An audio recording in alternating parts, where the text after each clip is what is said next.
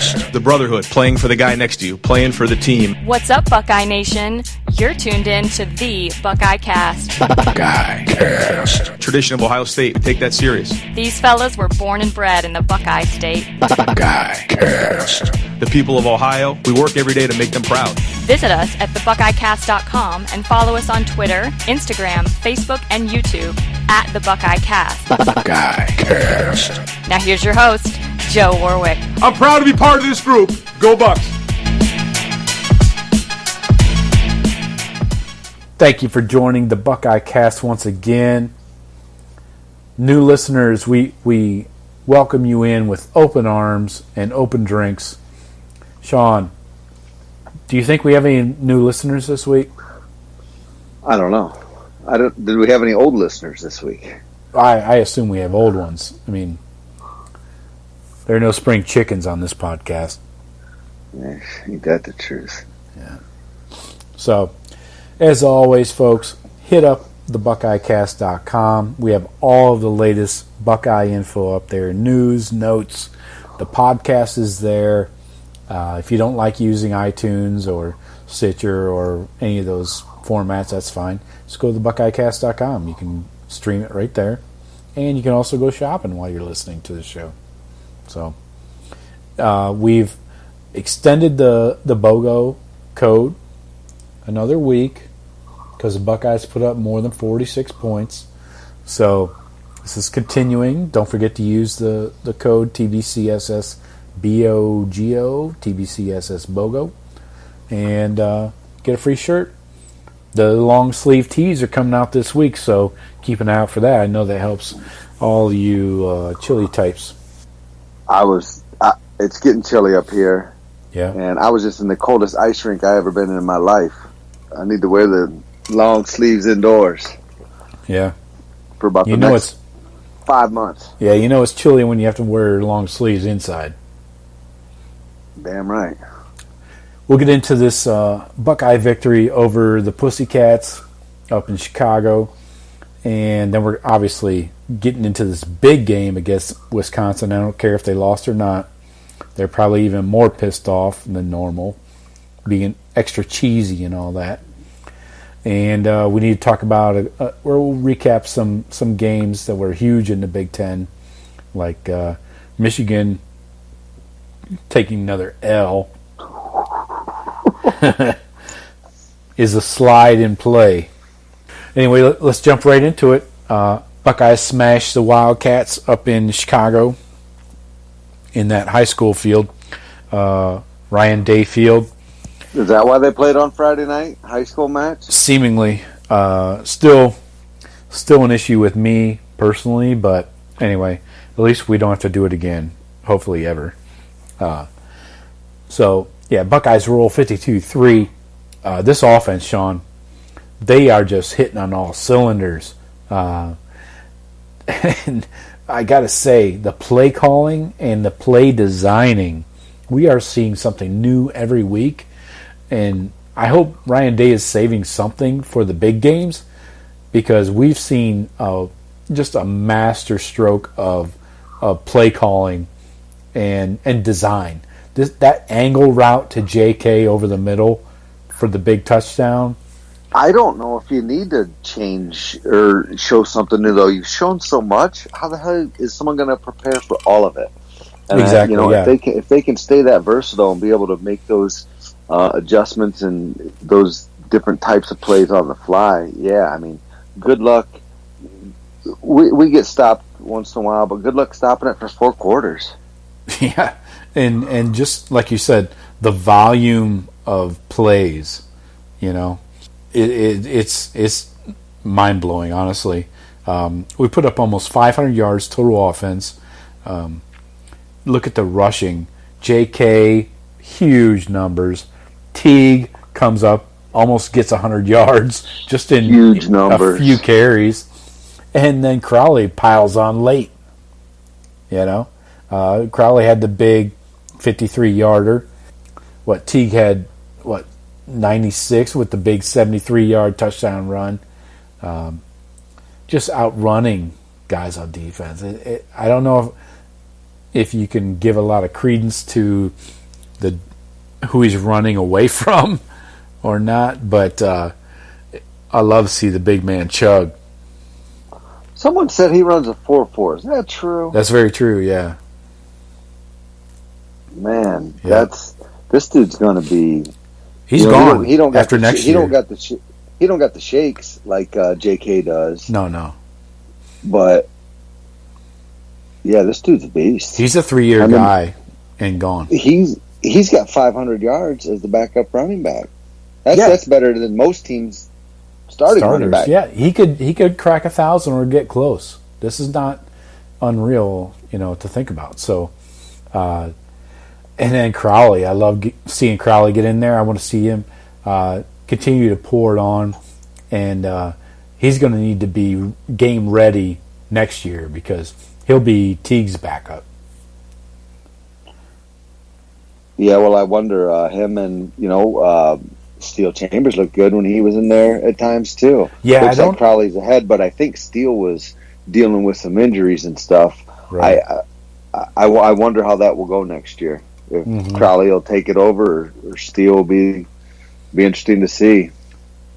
Yeah, for sure. We got some dudes back there right now. Yeah, Teague looks so great, barring injury. If he stays healthy, I think he's gone after next year.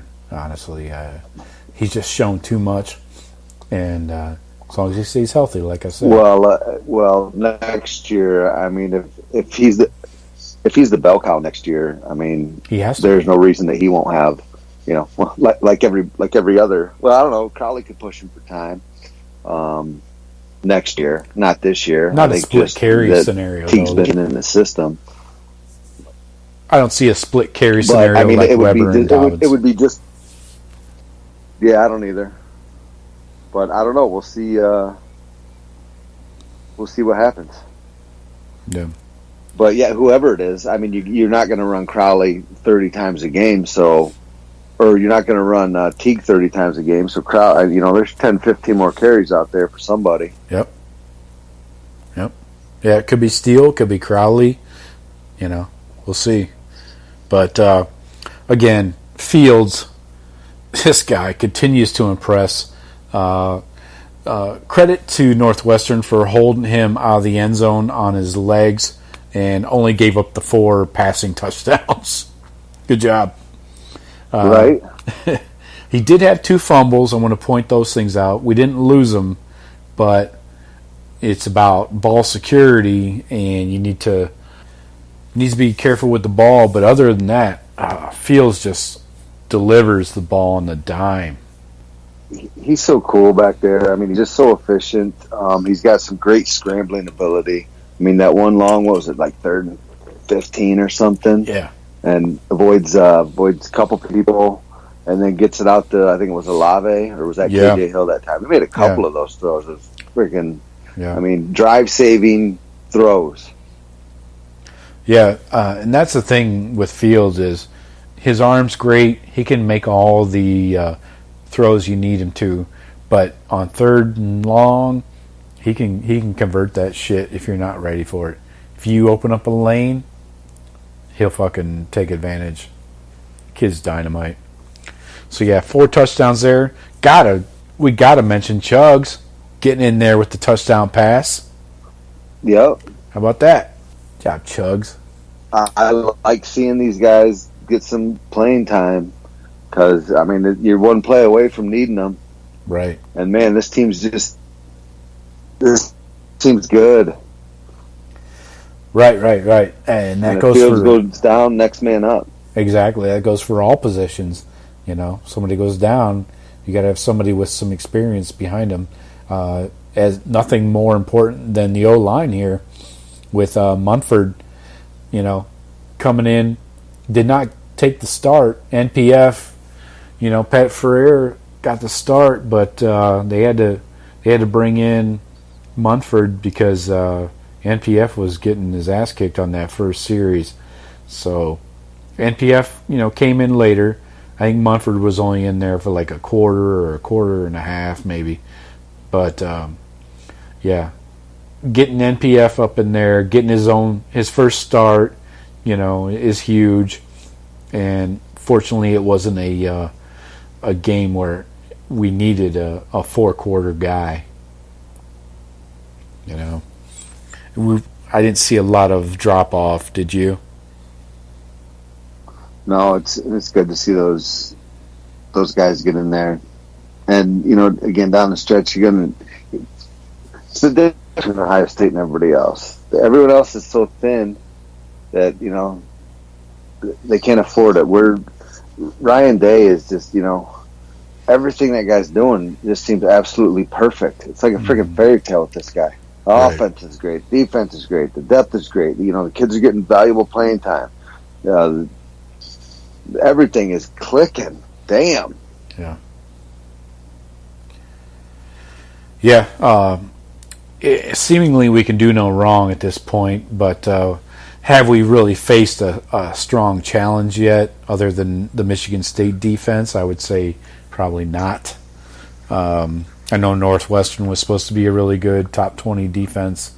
They didn't really show up, in my opinion, even though that was a home game.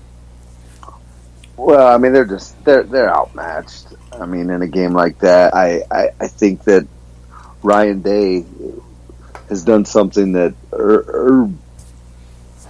I think struggled more with, and maybe that's because Ryan Day's new and has a little chip of his own, but these guys seem focused and hungry every week. It doesn't matter. Sure. I mean, they've played a bunch of bums. They haven't mailed it in once. Yeah, you could say that maybe they had a rough first quarter against one of those early non-conference games, but they quickly cranked it up. And again, this is what's blowing my mind is the new school versus old school mentality that I'm noticing, where most teams wait until halftime, or used to wait until halftime to make adjustments. The Buckeyes right now are making adjustments in the first quarter. Right. And Jeff Hafley addressed that in one of the interviews after the game. He said, if you wait until halftime, you're dead to adjust, especially on defense. He's right. Well, I don't know what we're doing on offense, but I mean, the second quarter Buckeye onslaught continues. Right. That second quarter for Ohio State is money. Yeah. We're leading the country in scoring in second quarter, obviously. I mean, it's amazing.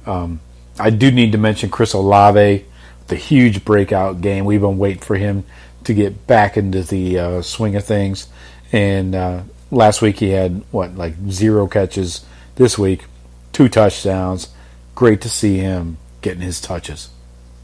Well deserved. He's a stud. He's so money. I don't know. The guy just always. But he's not. He's always open. Right, and he's not looking for the catches. He's not bitching. He's not, getting in the fucking quarterback's ear about it. He just, plays his game and gets open, and he fucking abused that secondary for Northwestern. It was beautiful to see. My boy Matt got in there too. Sure did. Yeah. Nice to see that. Yeah, he's been waiting for a breakout game as well. And Ruckert kept the fucking tight end touchdown game streak going. 2 in a row. Farrell had one last week, and Ruckert got one this week, so that ain't bad. No. And the distribution is amazing. When you look at the number of guys that are getting catches, JK with 3, Garrett Wilson, just he's right on the edge of breaking one of these fucking little out routes into a big play. Yeah, he is. Same with his punt returns. I'm glad they gave him more reps at punt returner, because obviously they could risk it if he fumbled 1 or 2. So, but it was great to see them giving him that look, because he's the guy. Not KJ, not DeMario. I think Garrett Wilson is the guy that's going to give us more, punch on that punt return action. I don't know. I don't mind. I think they all got a lot of ability there. KJ's a sure-handed guy. And he's done all right at times. And tomorrow, it's hard to return punts. It's hard to get anything going. Right. I think, any of those three can do it, though. Oh, yeah. It's just what are your expectations, and then who's going to get you the bigger gain without the risk. But I got a feeling like next year Garrett Wilson's probably our number one stud. Oh yeah, he's the guy. And do you want him returning punts? Well, you got 4 young studs coming in too, so Fleming's going to contribute right. Two of those guys, dude, my words, are going to contribute right away. Yeah. Jackson Smith and Jigba just broke the Texas State record for receiving yards. I know, I saw that. What the fuck, man? So I don't know how you bench somebody. How do you say this guy's going to get less reps than that guy? And ESPN just bumped that Julian Fleming up to number 1 overall. Right. And don't forget about G. Scott. And Mookie Cooper. Oh, Cooper got fucked. You hear about this? All right, he people. transferred schools or something? Yeah. He got so fucked from his old school. It's basically what Harbaugh did to that kid that transferred to Cincinnati. The old lineman. Remember the kid that said he was suffering from depression in Michigan? Yeah. And Harbaugh wouldn't support the kid in his transfer. So the kid has to sit out a year. That's exactly what happened to Mookie Cooper minus the depression part. So Mookie Cooper was at a Catholic school, and no Catholic school will allow early graduation. So he couldn't graduate, in January and then join the Buckeyes in that spring quarter. Right. So, which means you're pretty much screwed for playing your first year. Right. So he wanted to change schools, as we've seen players do, like Paris Johnson has done down in Cincinnati. He transferred from a Catholic school to a public so he could get into Ohio State first quarter. Anyway, so same issue, but this is over in St. Louis, I believe, is where Mookie Cooper lives. And he transferred to a public school, and the school he transferred from is totally cock blocking him and not supporting his transfer. He's suspended for the whole year. So why his do whole they senior have a year, say? A private school to a public school. Private school shouldn't even have a say. It's the same with Michigan. Why should they have a say in this O lineman wanting to go to another school, which is technically down a level if you look at it from big picture, Power 5 to Group of 5. But anyways, so it's our best win. Yeah, exactly. So Mookie Cooper is suspended and unable to play his entire senior year just because he wanted to graduate a few months earlier than everybody else. And I think that's bullshit. It's kind of some politicking kind of things that these schools do. Obviously, we see it in all levels. Does Mookie got the credits to be graduating? They're going to put him on. They're going to have to put him on a program at Ohio State. I don't think that's a problem. I mean, he's already at the new school, so it's just a matter of making grades. It's not like he's worried about playing time or anything at the new school. So that's true. He's in. I mean, he just got fucked.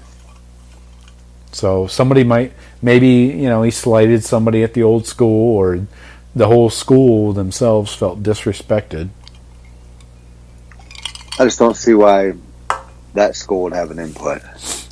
Especially if it's private. If it was a different public school to a public school, or if it was the same private, Catholic league to Catholic league, maybe I get it, but I don't know. Yeah, it's not like it's the same conference or something like that. I get your point. But, so yeah, anyway. Regardless, we got a lot of dudes next couple years. Side note there is, we're doing all right. So let's get back on this. I wanted to talk about the defense in the Northwestern game. What did we keep them at? Under 200? Yep. And honestly, there were guys all over the field. They did gash our defense running the ball early on, but then they shorted up quickly in the second quarter. And again, that's Jeff Hafley not waiting until halftime when you're getting your ass kicked and making the adjustments early on. So total, they gave up like $150 rushing. It was like 3.3 yards per carry, so not too worried about that when you only give up 200. BIA only allowed 42 yards passing. Lovely. That's crazy. I know. And the picks, about 7 Banks. Thought he had the touchdown there. Yeah. 7 for 6. 6 for 7. Whatever. That was sweet. What about the Predator getting another sack? Yeah. Just continuing the domination. What's he at now? 9.5? Yeah. Amir Reap had the pick late there. Wade had his hands all over a couple. Jeez. Wade was all over the place making plays. Stud. Yeah. But I got to tell you, they did run on us a little bit. Yep. And we didn't have Baron Browning. Mm-hmm. Yep. Well, I know they're somebody saving him. still looks a little bit slow. Yeah. You think? If you ask me. He might be useful this week. Tough Borland might. But we're going to need all LBs on deck. Because we might be playing a little, 4 down linemen, 4 linebacker kind of sets. Wouldn't be surprised. We're going to need to tackle that. Well, I guess we're getting into that. But yeah. But I did want to mention Tommy Togiai. He's somebody that stood out to me going sideline to sideline. He got a lot of playing time this week. I wanted to mention him because I saw 7-2 flying to the sidelines and taking running backs down. It was pretty awesome. He's a grinder, man. That dude's a bowling ball. Hate to be in front of that guy. Yeah. Good gosh. Again, all the entire defense talk about him being the strongest guy. He's the strongest guy in the team. I don't know if Wisconsin has an O lineman that's gonna take him down. They got some boys though. Yep, they do. The D is freaking lights out, and yeah, a lot of the yards, even if we don't give up that many yards, but a lot of that comes against second and third stringers because we're blowing everyone out. Well, yeah, and we're constantly rotating. We don't keep like the same front 7 in there for the entire first half, especially the linemen. Chase Young's playing like 30 or 40 plays a game. I know. Think how much pressure you get here into the latter part of the season. Yep. Our guys got to be fresher than There's some other studs out there, but they have to play all the downs pretty much. Right. You see Tyler Friday in there. You see Tyree Smith getting his big mitts up there on a ball. I love that screen pass they tried to throw over Chase where the running back, he caught it, but because the quarterback had to loop it like a rainbow over Chase when Chase jumped, and the running back got lit up in the backfield. It was hilarious. Was that by Malik? Did Malik light him up? Probably. Malik led the team in tackles. He's having a nice year, man. He brings it too. And people forget about him. He's like so underrated, And he's going to be one of the best. He's going to go down as one of the best Buckeye linebackers of all time. For real. I'm not joking. Like in tackles and TFLs, kid lives in the backfield. So has a nice, quiet little career going, doesn't he? Seemingly, yeah, because the linebackers took so much bullshit last year. As a group, he was the only one that was actually good. Yeah. Consistently, anyways. We do need to mention this cocksucker, the kicker, Blake Hallbill. Yeah. He launched that 55-yarder off his rocket foot. Thank God there was no wind. If he could just be more consistent, I would get off his ass. but making a 55-yarder is nice, and obviously the team loved it. You know, people were running down the sidelines and celebrating like they just won the fucking game. Well, they pretty much did. Right. It was nice. That iced it right there at the half. Mm-hmm. Yeah, it was definitely a nail in the coffin if they needed another one. One person I want to mention that nobody really is talking about, Jamison Williams on punt block. He barely missed 2 at least, maybe more, on punt block. The kid is in there, flying, diving. Holy shit, he's so close. He's going to get one. Is Olave still on that squad, or did he take Olave's spot? He might have taken Olave's spot, yeah. I'd like to see them get into some big games, have them both on there. Yeah, have Olave as the gunner and maybe Jameson in punt block, because Jameson is long. He's got those long-ass arms. He's fast. Yeah. Yeah, so I had to mention him because I noticed him a couple times watching the game live, and then again, obviously, rewatching it a couple times. Of course, the announcers didn't mention that. So let's slide into this big Wisconsin Badgers game coming into Columbus. The big noon kickoff on Fox. We're totally fucked twice in this game, in my opinion. We should have had College Game Day here and Fox. Both would have come, but right now just Fox is coming only, and this should have been a night game if it weren't for the World Series.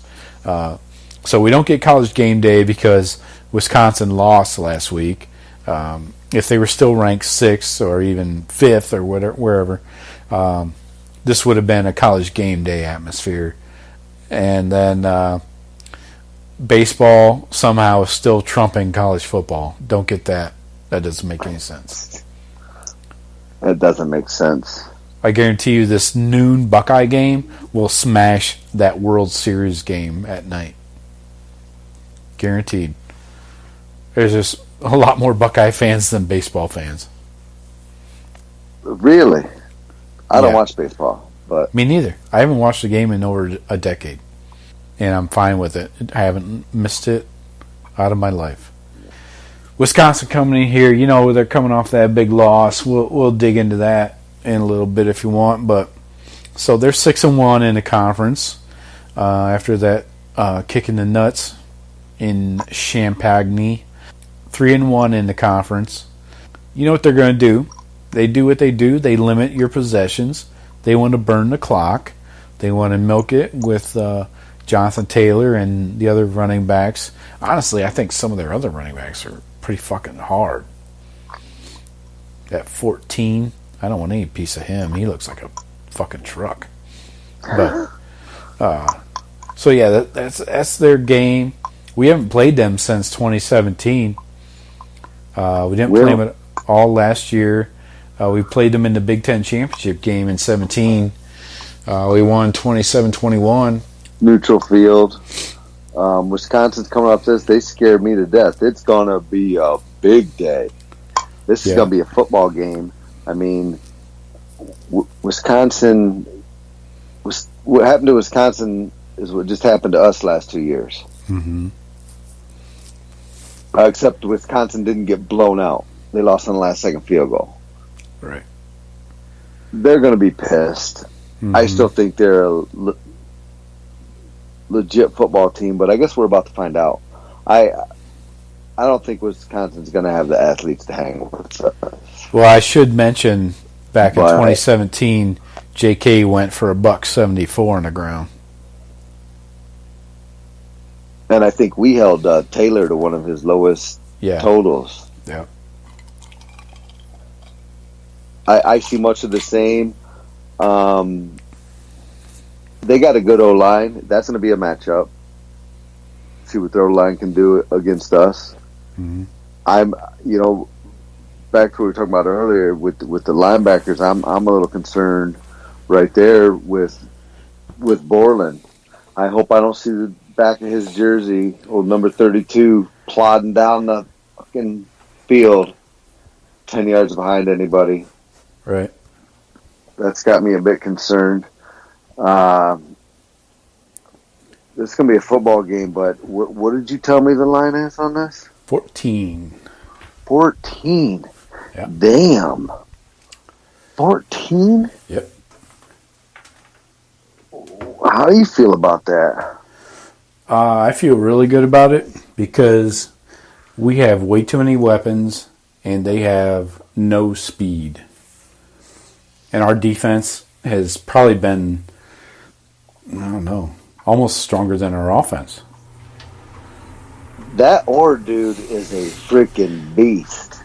Right. Did you watch that game? Yeah, I did. That dude is a fucking man-child, man. He's going to be a handful. Like I'm talking about here, this is going to be played in a phone booth. Taylor and the O-line are going to try and dominate. They'll use Jack Cone and some play action to the tight ends. You know, they're going to run 2 and 3 tight end sets a lot. You know, some 12 and 13 personnel. And I don't see that Cephas, the receiver. I don't see him beating Okuda or Arnett or Wade. And I don't see how this offense poses a great threat. Yeah, I mean, I think it's going to be tough for him to get some rhythm. We just, obviously, the drill. Shut down Taylor. Stop the run. Let the defensive backs do what they do. And if we jump on them, then it could get ugly for Wisconsin because I don't think they're built to come back. If we explode on them in the second quarter like we have everybody else, yeah, they could be done. Exactly. Same as Michigan. Same as Michigan State. Most of these big, want to be tough up front rushing teams. They're built to do one thing. If they get behind, look the fuck out because it'll snowball. Against them. So that Jack Cone, I'm sorry, I'm going to continue to bang on this kid because that interception he threw against Illinois in the fourth quarter late was the worst possible thing he could have done. The play call was dumb too. They should have just run the ball and forced Illinois to take another timeout at least or something. So calling a pass was stupid, and I think that Jack Cone is a weakness. I don't know. I think he's better than Hornibrook. Okay, so what are we comparing to? I mean, Hornibrook was terrible. Yeah, I don't think this kid's terrible. Okay. So he's less than terrible. Yeah. Okay. He is. He's less than terrible. He's had some really good games. I think my mom said that about me once. He's not terrible. I mean, my son's not terrible. The little bit I've seen of him, he doesn't look like he's rattled back there. So I don't know. Yeah. Kid's got poise. At times, yeah. We need to knock that poise right off his face, though. Get after him. Yeah, I think the quality and depth of our defense is not an issue. I think this is going to be a Buckeye team that is coming out to show they can beat Whiskey at their own game, both offensively and defensively. I know Whiskey has the best defense in the country according to the stats. They only allowed like 58 yards rushing per game, whatever. But my question is, who have they played? They have not played a good rushing team yet. And this Buckeye O-line is going to come out there along with JK, and they're going to prove a fucking point. They want to beat Whiskey at their game. That's how I see it. I'm all for it. Whiskey thinks they have the best O-line in the country. Every fucking year we have to hear about this shit. And what happens in the big games when they play Ohio State? Sure, they might maul Michigan and bang out, over Michigan State and, with these 6'8", 350 guys. But, what happens when you face somebody with the depth of Ohio State on the D-line? Well, that's just it. I mean, it's hard, I think, if you're owning a dude, okay, fine, but we got another dude coming in. Oh, you're owning him? All right, we'll bring in another dude. We just keep throwing dudes at you. Exactly. And not just dudes, not just space fillers. These are quality 4- and 5-star guys. Right? Yeah, not warm bodies. No, these are not just guys off the fucking sled. So, yeah, I think especially this O-line and JK, I think that's why they tried to give JK some extra carries last week. They wanted to get him into a 4-quarter game because that could very well be what we run into this week. It was a 4-quarter, sledgehammer, like Herb will say, pound it kind of game. I hope not. Right. I want to see their defense actually control Fields and our receivers. I guarantee you they don't have DBs that can hang with our receivers. I would agree with you there. I think that we have too many weapons. Yeah, and if we spread them out, I mean, they're going to probably be really tough to run between the tackles on. Mm-hmm. But we spread them out, and they might even have success early, but they'll tire. Yeah. Again, it's about program depth, like for your entire program. Not too many teams, especially in the Big Ten. I don't know of any teams that have the depth as a program that we do. I would listen to anybody that wants to argue against that. I just don't think a Big Ten team has that kind of depth. Both sides of the ball as a program versus like maybe I would say comparable to a Clemson or a Bama. That level. I don't know if this year, even if any of them do, even Clemson and Bama at most of the spots. Yeah, well, Bama is definitely treading water on the defense. But so anyway, let's get into our microscopes on this Buckeye Badger game. Shawn, who do you have on offense? On offense, I got the O-line. If you're gonna make me pick one, I'll take Meyer. I'll give you that. But I think we're gonna need to impose our will, like you said.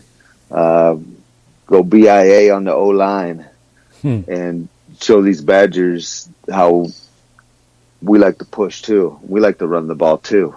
Yeah. Give them a heavy dose of Teague and Dobbins. Yeah. Some 5-6 runs out of Fields. Mm-hmm. And spread them out. Get them running. They got some big, tough linebackers. Yeah. Some dudes. Make them run all day. Yeah, and the Fields runs are the key runs. He doesn't run when he doesn't have to. He's not running on first down typically. Mm-mm. He's running on 3rd and long, to get that first down, or he's scrambling at least to get that first down. So yeah, I agree. JK just had 18 carries last week, by the way, so he should be fresh and fit as a fiddle. And then Teague just had the 7, but one for the home run. So you're going O-line. Yeah, I'm gonna kind of tag team on with you there. I'm going JK. I think this game is won or lost on the back of JK, and I think it's won easily. I think they might leave him in late to make a point and to cover the spread for those people that are interested. The thing is, you don't need to. If it gets to that point, then Teague ain't a bad guy to fall back on. Right. But JK is going to be the point setter for the. He's been running so freaking hard, man. Yeah. We've talked about this over the last few weeks and how he's falling forward. He's fighting off blocks. He's running hard every down. Again, I got to go back to that slant route he ran against Northwestern. That was a great play call, but he made the play. It was a 30-yard touchdown catch and run. So don't be surprised if we see that again anytime soon. Might not be this week, but I know it's going to happen. So I don't know. Like I said, that Orr dude's a big linebacker, but he isn't going to be able to hang with J.K. I'm not sure they have a linebacker that can. I don't know if they got a safety who can. Yeah, unless Jim Leonard's going to suit up, I'm not too worried. So on the microscopes on D, who do you have? Well, I got it on Tough Borland. This is going to be a middle linebackers type of game, I feel. Yeah. And Tough, you want to redeem yourself, go out and have a game. I hope I don't see you chasing stuff and getting blocked and taking the wrong gap and this type of stuff. They say you're like another coach on the field. Show me. It's going to be a tough game, and middle linebackers going to have himself a game. If he doesn't, that's the only way that Wisconsin can really stay in this game, I feel. Mm-hmm. Is if they can run the ball up the middle, and we got to make sure that they can't. Yeah, I think I gave one of our big D linemen some love last week. I'm going to go linebacker as well because I don't want to take the entire D line because Chase Young and Tyree Smith kind of suck up all the glory. The middle guys don't get a lot of love, at least on camera. But I'm going to go linebacker as well, but I'm going to go Malik Harrison. I think he's going to be key coming from the weak side, and I don't know if they're going to be focusing on blocking him or if they're going to let him roam free. And if he's roaming free, he's going to make a lot of tackles in the backfield, or at least at the line of scrimmage. If they don't account for Malik Harrison, then they're not paying attention. So I'm going Malik Harrison, weak side linebacker.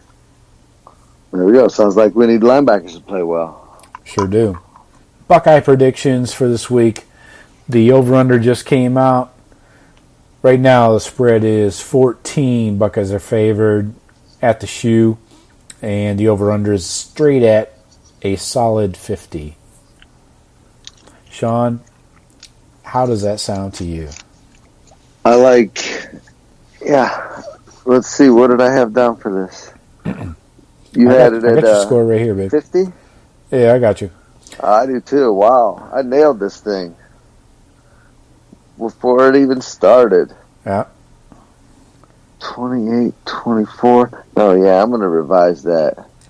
I think Ohio State's 38-17. Oh, I like that. Yeah.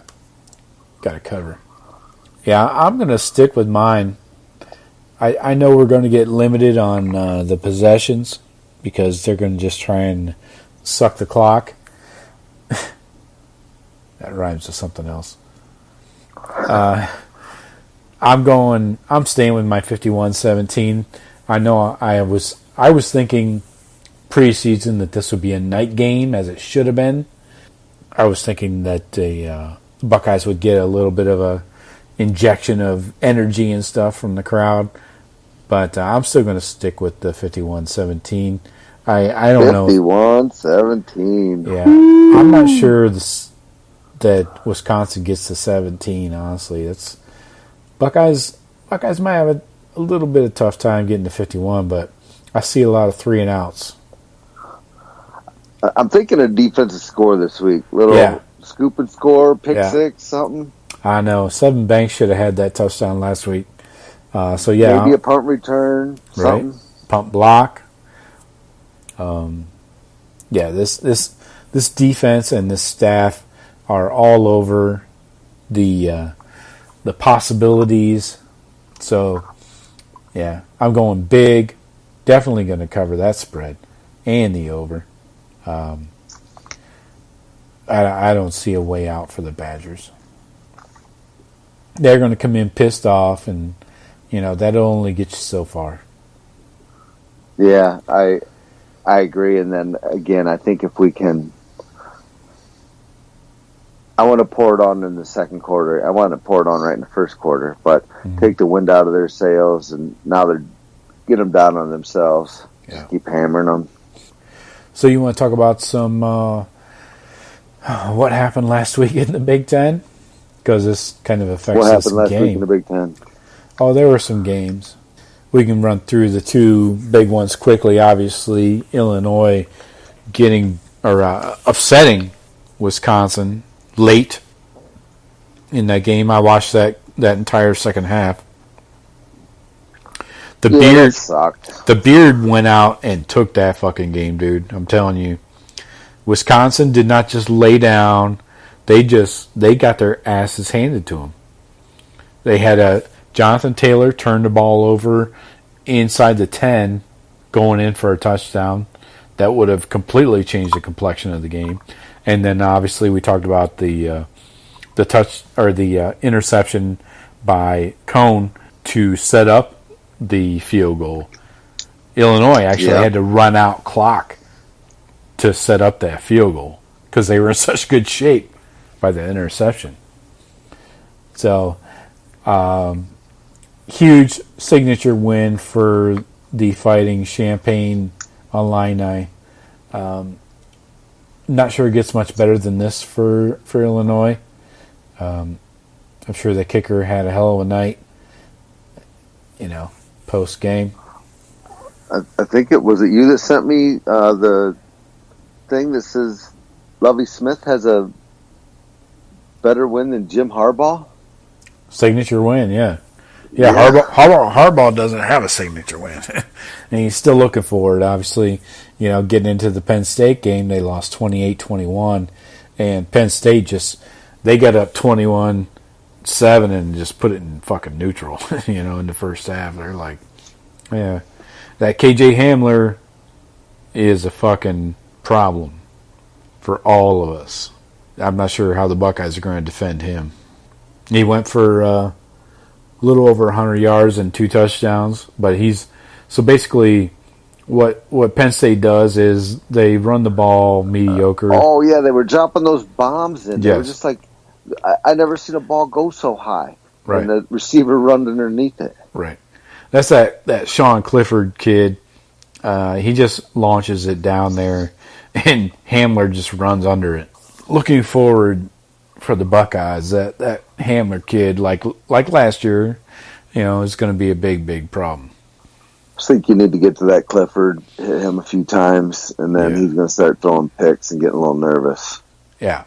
He's basically a little bigger and slower Trace McSorley, is what I would paint him as. Is he even bigger? Slightly. Yeah, he's a little bigger, but he's slower. He's not as slippery. Remember, Trace McSorley could move in and out of, tackles and stuff like that and gain some yards. This kid is not getting 100 yards a game rushing, that's for sure. They do have a good stable of running backs. I'll give them that. They got Noah Cain. They got Ricky Slade. Yeah, Journey Brown. These guys are all good. Devin Ford doesn't do much typically, but that Slade and Cain, they all kind of piece together 30 carries. But I know we were recruiting those dudes. Yep. Those were high 4 and 5 stars. So, yeah. It's just a matter of, how do you contain them. But anyway, this Michigan and Penn State game was interesting just because Michigan scored 21 there in the first, or 21 to finish the game. So they feel like they have found their offense, maybe.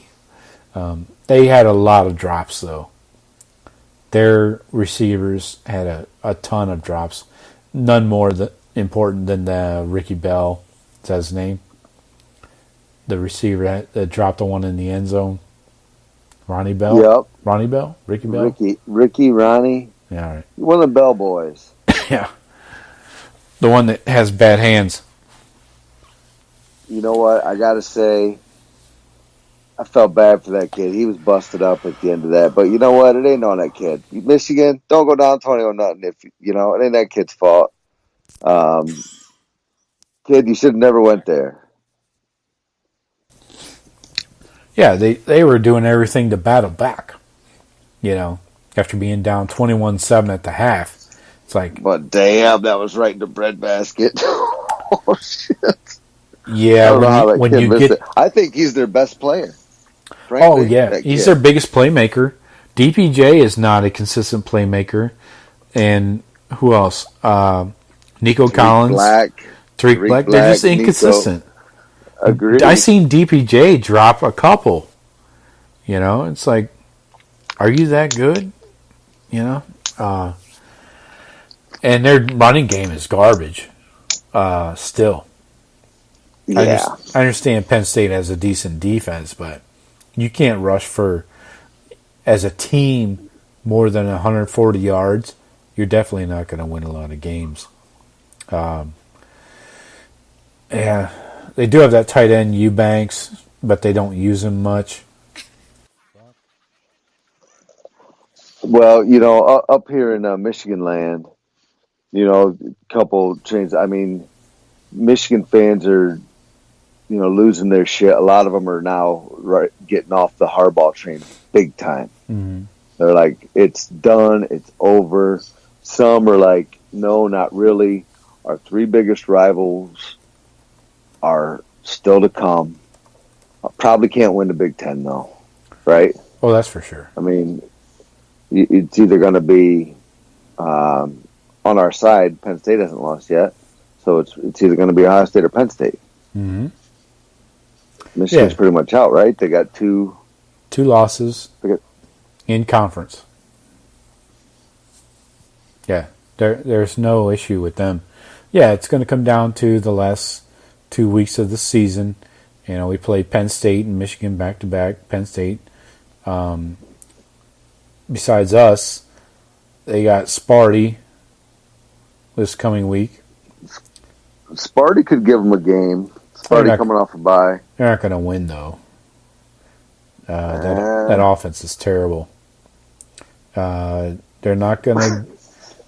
I would say if they went Sparty, lay on Sparty. Sparty's winning that game. I would say go to Minnesota. First, folks. Lock of the week. I would say go to Minnesota and try to beat the Boat Roaders.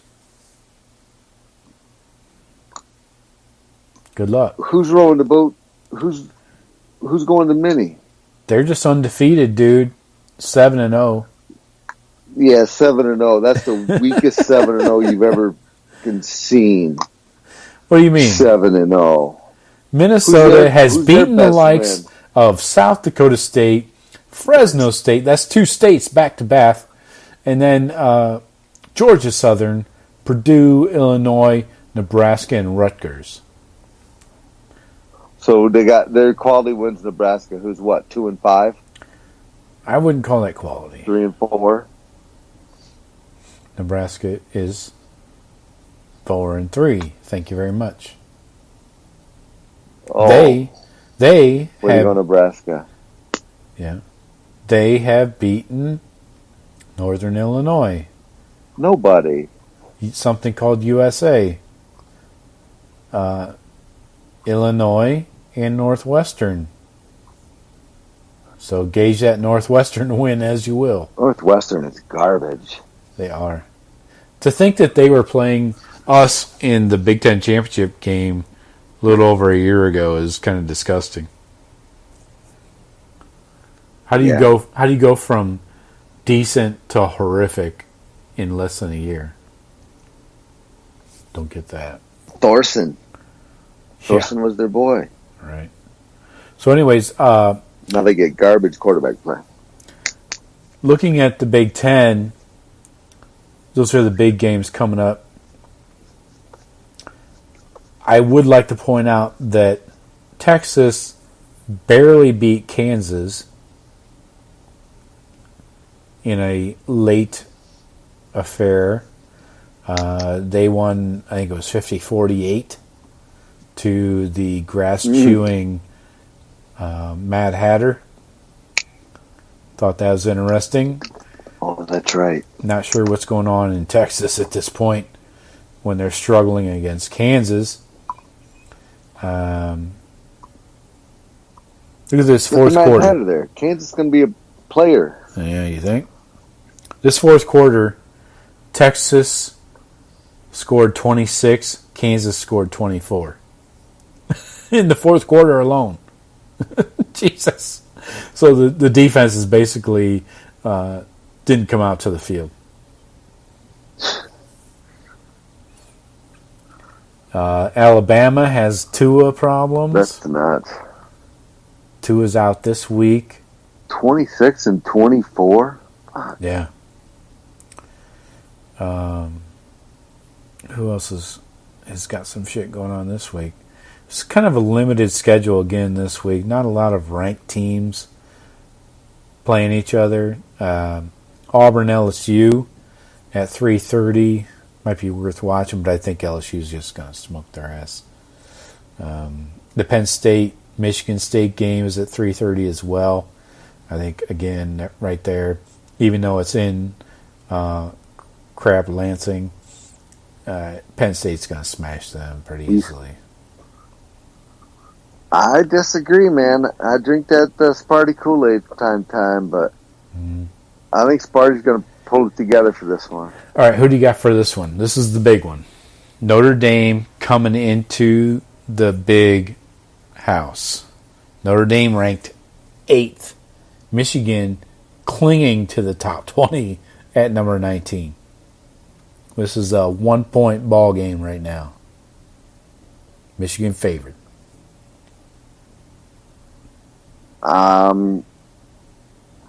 I'll give you the points. I'm taking Michigan. Wow. I think... You think they found the offense and they're back? Not necessarily. I do think probably that second quarter or that second half of football against Penn State was probably their best quarter of football. Mm-hmm. And I think the only other team that's ever as close to being overrated as Michigan is Notre Dame, who I don't necessarily believe in. Who's lost to Georgia, whose loss doesn't look as good anymore. Squeaked by USC, squeaked by someone else. I'm not sure how good Notre Dame is, especially on defense. Okay. Interesting. If Notre Dame can come out to a fast start like Penn State did, yeah, probably. But I don't know. I think that I think Michigan's going to be on a mission. Okay. Seems like Notre Dame's running the ball really well. They had 300 yards rushing against USC. Well, it's because they got all them O-line went out of Cincinnati. They've taken some real strong talent out of Ohio, and those guys are like juniors now and stuff. And they're good linemen. They do have a good O-line. I guess it really depends on what Michigan team is going to show up. Because if the Michigan defense we're used to shows up, then maybe that's a challenge. But I'm looking at these box scores of Notre Dame games, and they are rushing for 230, 300. Quarterback is not losing the game. You know, Ian Book will rush for a few. I realized against Georgia they didn't do very well at all. Against Virginia, which is a decent team, they're rushing for $150 plus. Didn't they squeak by that Virginia? Yeah, no, they won 35-20, and they were ranked 18. Virginia was. So, I guess losing to Georgia by 6 means you probably beat Michigan, in my eyes. I'd love to see it. I mean, but I guess same with Notre Dame. They're in a must win. Yeah. Michigan, if they don't win this, their season's washed. Right.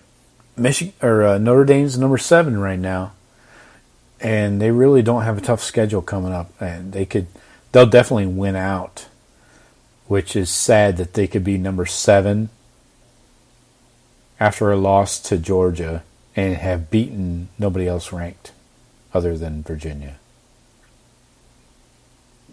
So again, that's the polls giving somebody credit for something they've done decades ago, in my opinion.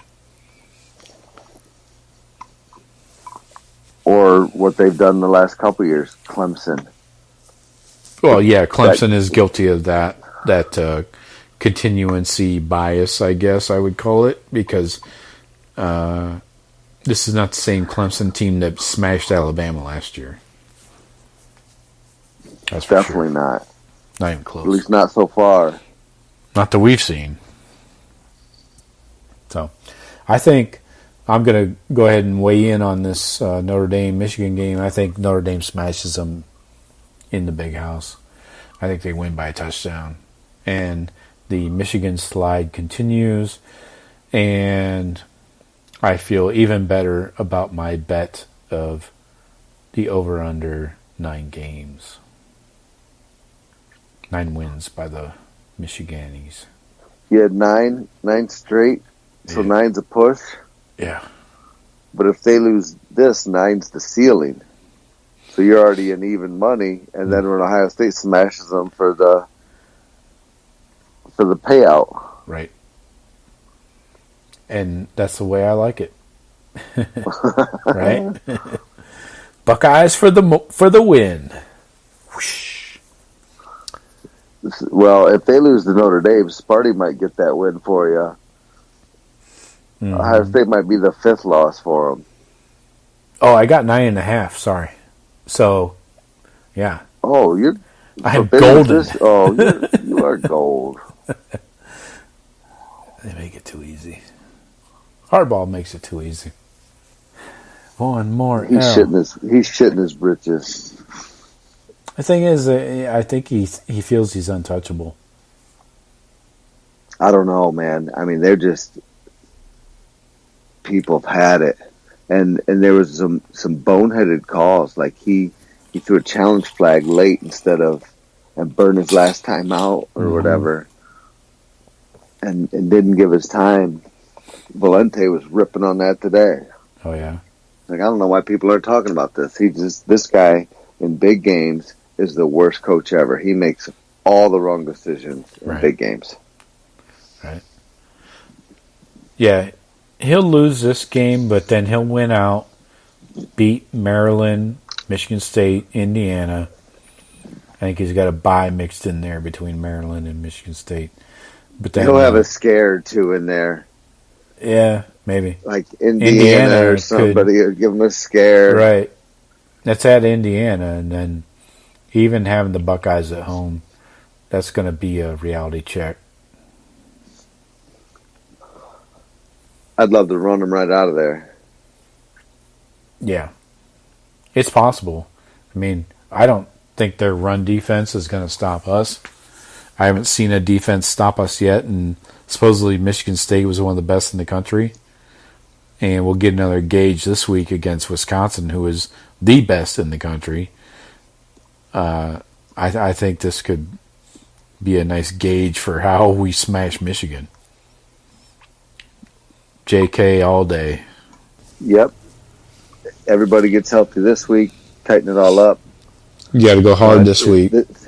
Everybody sells out. It's going to be a football game. I mean, you got to try and jump on them early, get that first half explosion, and you'll put Wisconsin in a spot they don't want to be in. They ain't used to being in. So that has to be done. I got faith in the D. Stop that run. Yeah. Borland, get after it. No update on Browning. They say he's out. He'll be back. He'll be back. Oh, really? Yeah, he'll be back. Good. We'll get the official word on Friday, but I think we're being precautious, with everybody. There's no reason to waste, especially linebackers, against freaking Northwestern. Let's go, Bucks. Let's smash these Badgers and drink some whiskey. Go, Bucks. Hit up the website. All that happy shit. Shawn, thank you for joining me. And we will see you guys on the other side.